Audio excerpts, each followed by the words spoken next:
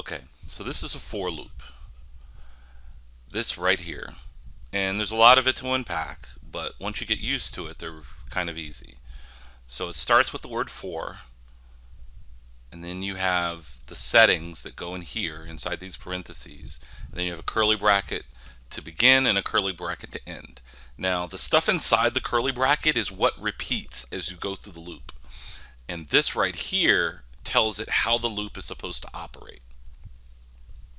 There's three factors in a for loop.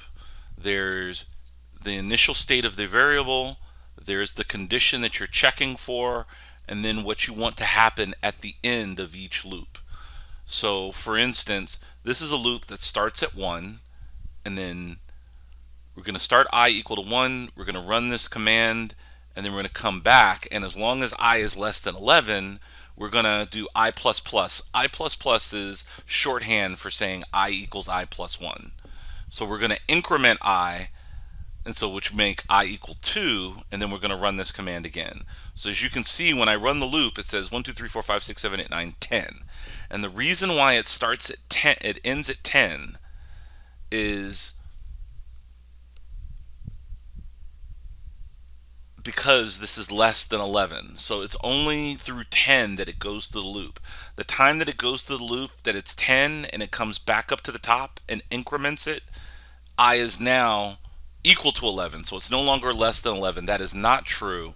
And then it jumps out of the loop. Okay? So if you wanted to make a loop of your own, if we wanted to say count from 1 to 5, we would say for int I equals 1, I less than 6, because we wanted to go up to 5, include 5 but not go over 5, I plus plus curly bracket system.out.println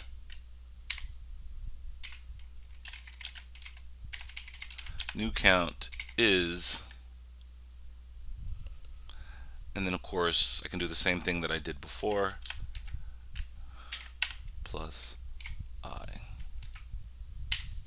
And so when I run this, it'll first count 1 to 10 and tell me what the count is, and then the new count will be 1 to 5.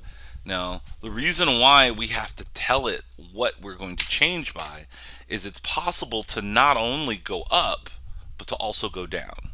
So for instance, we can set I equal to 100 and say as long as I is greater than 0, I, can you guess?